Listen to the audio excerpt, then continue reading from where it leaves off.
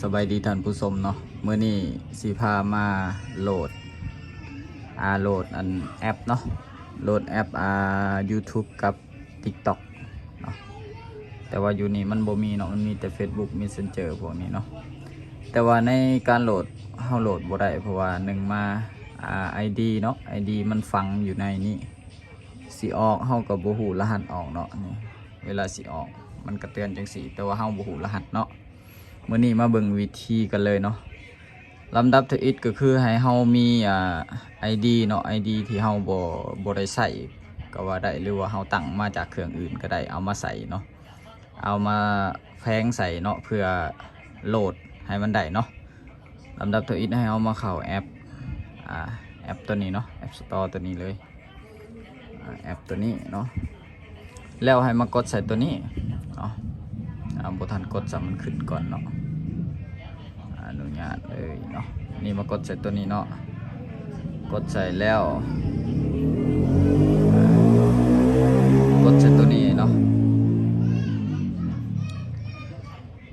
อันนี้ก็ยังบ่ได้เนาะลงสื่อออกก็ลงบ่ได้เพราะว่าเฮาบ่ฮู้รหัสเนาะเฮาสิมาซิงใส่เลยเนาะนี่เนาะมาออกแต่ระบบอยู่ในนี้แล้วก็ซิงเขาเลยเนาะโดยที่เฮาเอา ID ใหม่เนาะมาใส่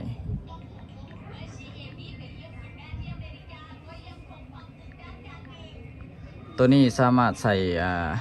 ID ตัวอื่นเข้าไปโหลดได้เนาะ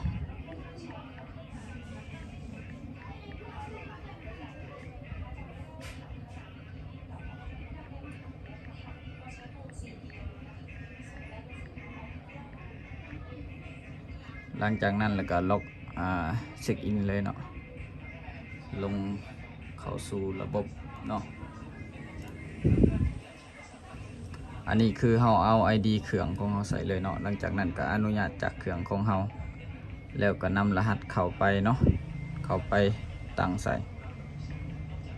รหัสที่เด่นอยู่เครื่องเฮาเองเนาะ939เนาะหลังจากนั้นแล้วก็กดตกลงเดี๋ยวมันก็เข้าไปเนาะแล้วก็กดดนเลยเนาะหลังจากนั้นก็ให้เฮาไปโหลดเนาะเฮาสิเอายังเอา YouTube เนาะลำดับที่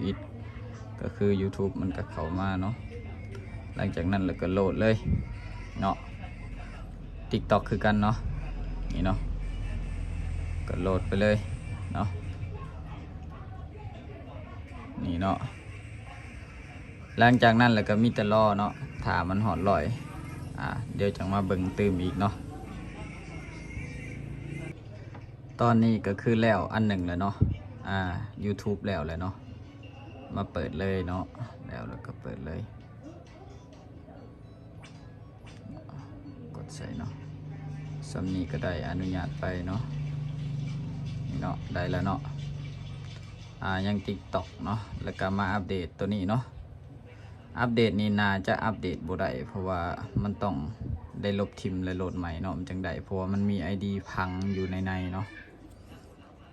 จะเป็นแบบนั้นเนาะเดี๋ยวเราสิมาอัปเดตให้เบิ่งเนาะมันสิได้ปะรอเบิ่งนำกันเนาะถ้าตัวมี ID ฟังนี่มันน่าจะบ่ได้ลองเบิ่งเนาะโอ้ได้เนาะแสดงว่าผ่านตัวนี้ ปกติแล้วมันสิเด้งID เก่ามันขึ้นมาเนาะแต่ว่าตัวนี้อัปเดตได้ก็ถือว่าผ่านเนาะบ่ยุ่งยากอย่างไรเนาะหลังจากนั้นเราดำเนินการอัปเดตให้เลยเนาะอัปเดตให้เบิดเลยเนาะเพื่อบ่ให้มันยุ่งยากเพราะว่าเราบ่ได้ตั้ง ID ใส่ได้เนาะมีแต่เอา ID เข้าไปแจมแล้วก็สามารถโหลดให้ลูกค้าได้ตัวนี้เนาะ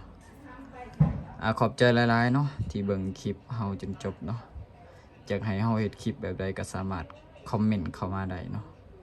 คอมเมนต์เข้ามาได้บ่เข้าใจตัวใดเนาะหรืออยากอัปเดตตัวใดอยากให้เฮ็ดคลิปอัปเดตตัวใดก็สามารถ